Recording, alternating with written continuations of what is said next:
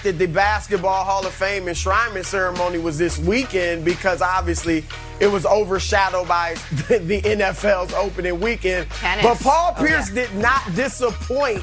He's the best player that was inducted in this class, in my view. It includes Chris Webber, Chris Bosh, Ben Wallace. I would take Pierce over these guys. And look, in his post-playing career, Jenna, he's always saying something memorable or at least controversial. Here he is talking about Doc Rivers in his acceptance speech. This one I knew you as a player's coach. You know, I remember coming in to shoot around one time, hungover, and we had a game that morning. And we was running a play. And, you know, the play I was supposed to go through, cut through. And so we run the play, and I go to one knee. And he looked at me. He's like, Paul, what you doing? He's like, Paul, come here. I'm like, oh, man. You know, I'm kind of covering my breath. I know it's banging. So I kind of stopped short. He was like, Paul, go home and be ready for tonight. Get some rest. And I was like, thanks, coach. And I ran out of there. I'm telling you, I had 30 that night. We won. I was like, players coach.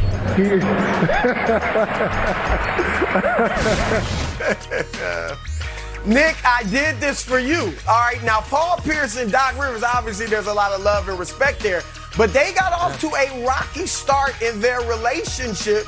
Didn't really like each other. Pierce didn't like Doc, and obviously it grew. Maybe there's hope for Ben Simmons. Maybe they'll work things out, you think? I thought you were saying there's hope for me and Paul Pierce. I thought you were saying maybe me and Paul Pierce, like a rocky start, but eventually become friends. I was going to say no hope there. Well, but yeah, maybe Ben Simmons.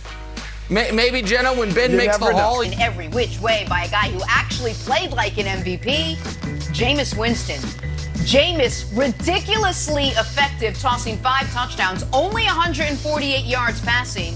How about that? And here's the best part, 0 turnovers. Biscuit, no risk it for Jameis. And that Saints defense picking off Rodgers twice. Head coach Matt LaFleur said his team was absolutely embarrassed yesterday. Here's how Aaron Rodgers described it. It's just one game. You know, we played bad. I played bad. Offensively, we didn't execute very well. One game. We got 16 to go. We were coming off a couple of NFC championship games. And obviously feeling good about the unit that we have on offense. That's what we talk about a lot. So this is a good kick in the you-know-where. Hopefully get us going in the right direction, going back home and playing division opponent next week. All right, Broussard, Aaron Rodgers saying it is just one game, but did all the offseason turmoil, all the noise we heard with the team, the traveling back and forth to Hawaii, all of that, did that lead to Rodgers' disastrous week 1? I do think it contributed at least a little bit, Jenna. Number one, he skipped the offseason program. So you didn't have that. And clearly his mind was elsewhere. Nick told us last week, while Tom Brady was working on getting his 8th Super Bowl ring in the offseason, some quarterbacks were off on a beach drinking Mai Tais, and that's what Aaron Rodgers was literally doing. All right, so I just think, look, he contemplated retirement. He looked at working for Jeopardy. He tried out for that. So his mind was elsewhere. He also looked at playing for other teams or thought about it. So at that point, I think it at least contributed to what we saw yesterday. He's always been haughty. We know Aaron Rodgers has always been arrogant. But the way he strutted in the training camp, it was like the Savior has arrived. So he talked in his press conference about, them coming off 2 NFC championship games, and maybe they went in there a little arrogant. None more arrogant than Aaron Rodgers. So when he says this was a kick in the pants, I think he meant it was a kick in the pants not only for everybody else, but to wake him up as well, Nick. The bottom line is this. You cannot, after an offseason of demanding a trade, after an offseason of trying out for the host of Jeopardy, after an offseason of complaining about how you don't get enough say in the front office, after an offseason in which you sit down with Aaron Andrews and say, I've got nothing left to prove on the field, and then you contemplate retirement, You can't come out with a stinker like he did yesterday. Yeah, so the short version is Aaron Rodgers had the worst game of his career after the worst offseason of his career. So I think it would be foolish for us to act like those two are totally unrelated events. The most likelihood is that one at least slightly contributed to the other. And obviously, I'm a big fan of Aaron Rodgers personally and professionally, and I have pretty consistently supported him in his battle with the Packers. With that said, I thought the Aaron Andrews interview was a mistake. And by the way, credit to Aaron and the whole Fox team for getting it. That's their job, and good job by them. But I thought Aaron's press conference, when he came back to Green Bay, answered all the questions. He was so transparent.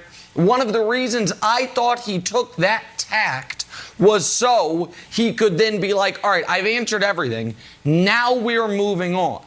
But he then continues to relitigate it somewhat via his weekly hits with Pat McAfee, and now right before the game with Aaron. And obviously he didn't do the interview right before the game, but he knows when it's airing right before the game. And Wilds, that to me then puts the added pressure on him that he must perform at an MVP level. The trump card Aaron had throughout this entire offseason is, guys, what did I do right after you drafted my replacement? Oh, I had probably the second best season of my career and ran away with league MVP.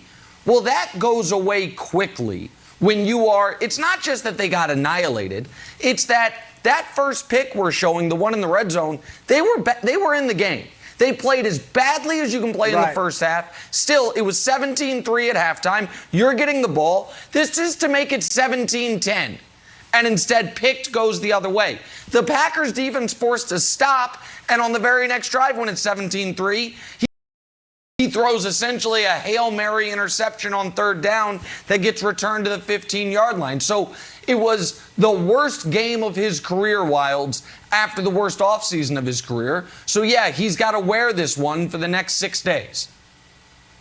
Okay, so what percentage of this game and Aaron Rodgers' performance are you willing to put on the offseason turmoil, Broussard? Because if it's more than 1%, I'm not buying it. I'm not buying the fact that he threw an interception. He's like, oh, what about potent potables? And he throws like, I got to get focused, Aaron. Don't stop thinking about Jeopardy. My God.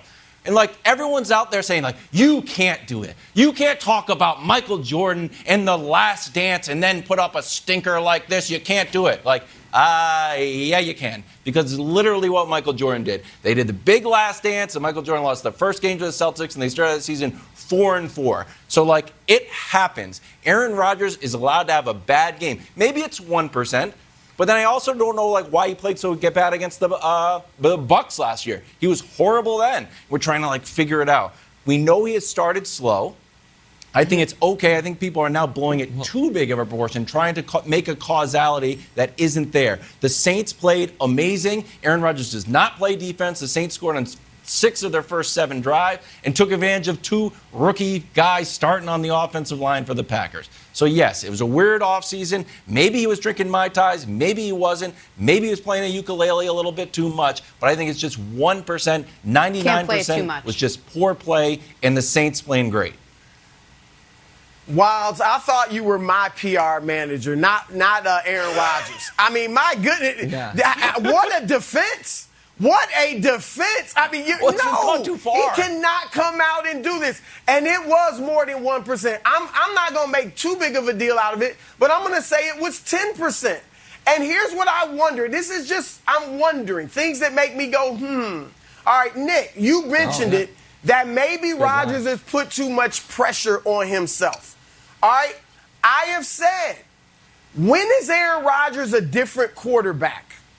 When the pressure is on. You say that he is the best about the best we've ever seen in the regular season. Yeah. But in the NFC Championship games, he's not horrible, but he's different. 9 touchdowns, 8 interceptions in his 5 NFC title games, which is huge for a guy that never throws interceptions. In Never his throws 20 picks. It's a fair playoff games, point. Nick, in his career, 20 playoff games in his career, he's got two interception games. And while you brought up last year, when was he had 2 interception game last year. When was it? It was against Tampa Bay. Yeah. Pressure, because it's Tom Brady. I'm just throwing that out there because Nick brought it up. Maybe he is feeling the pressure after that offseason and all that. So I don't think Rodgers is a guy that doesn't respond well to pressure, but I do think that he has shown, and there's no perfect players, that he is a guy who will allow his team to let go of the rope. And by that I mean this. They've only lost 7